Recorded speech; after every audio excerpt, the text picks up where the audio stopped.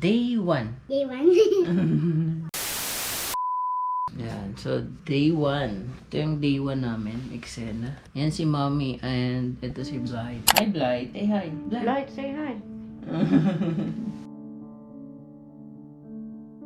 Day 1 namin, ano lang, nag-ayos at nagpahinga. Kasi umalis kami ng airport around alas 3 ng madaling araw. Nakarating ng Taichung ng alas 5. Tapos wala pa kaming mabilhan kasi sarado pa yung mga bilihan ng pagkain. So bumiyahe na kami papunta ng Chiayi. Parating kami dito ng around 7 or almost 8. Nag-taxi kami, akala ko mahal. Ang price ng taxi is 115 lang from Chiayi. Ito yung nabook namin kasi sobrang lapit lang niya sa may Chiayi station mismo. So, nag-range lang ng 115 yung taxi namin from Chiayi station papunta dito sa hotel na to. Partida, 5 pa. 5 yung luggage namin nadala. Di ko alam paano nangyari yun na meron yung 2 tao nakapagdala ng 5 luggage. Madali lang naman.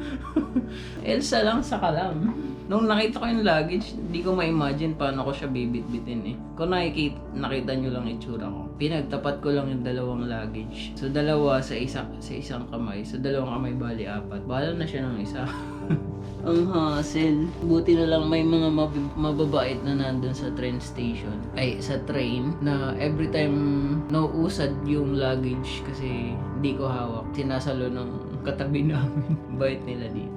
Yun, day 1. So, papakita natin yung room. Room tour. So, pagpasensyahan nyo na guys kung medyo makalat na kami ngayon. Since nakapagbukas na kami, medyo wala pa kaming pahinga kasi galing lang kakagising. Papakita natin ang saglitan yung room. Ano bang meron sa room na worth 1,000 plus? So, papakita natin yung booking dito. Magkano yung exact? Ay, sorry. Maingay si Daddy. Lakasan mo na lang yan. Papakita natin yung room from the beginning. Sa pagpasok niya dito. Ito yung room. Pagpasok. So, CR agad. Ito. Sa left side. Ayan. CR, then bathtub. Ayan. May swimming pool pa tayo mamaya. Then, may lababo dito. And towels. May mga ganito din siya. Accessories na hindi ko alam kung ano mga yun. Tapos paglabas mo dito, ito na yung room. Ito yung space niya. So, ito yung anak ko. Ito yung space ng room namin. So, nagkasya yung 5 luggage sa gilid. Tapos mo, nakakapagtakbo-takbo pa siya dito sa maliit na space na to. Nakakapagbukas ako ng isang luggage at a time. So, wala tayong problema sa space. Then, may tables and another tables na may chairs. Ayan. So, sorry sa kalat, makalat tayo ngayon. Tapos meron siya ditong drawer na may blower. So hindi atin yung blower, sa kanila yan.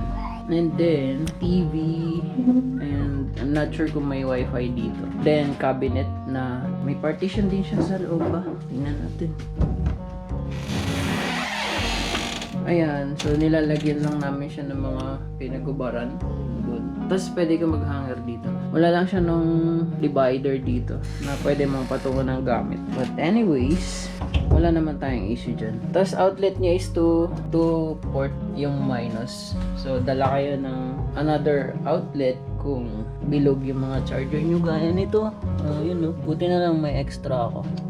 Dala ko ng extension kasi alam ko madami kaming gadget na i-charge. Dalawa lang yung switch ng ilaw. So ito lang yun. Tapos may aircon siya.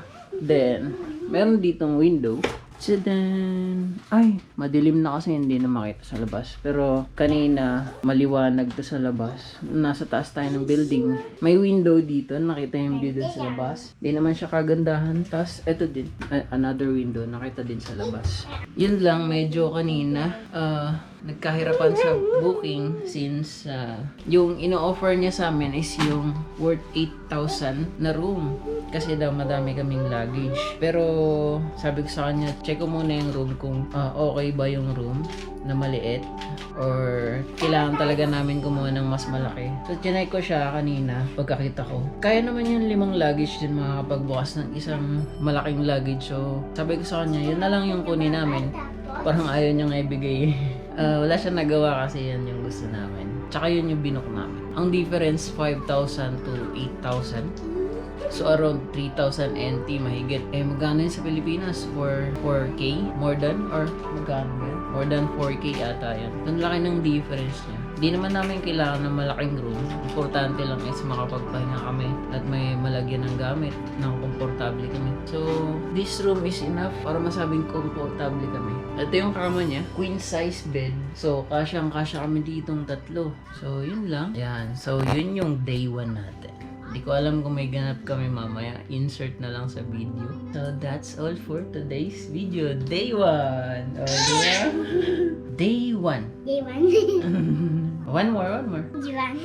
Again, slowly. Day 1. O, ganun. Day 1. Yan. So, ito yung day 1 namin.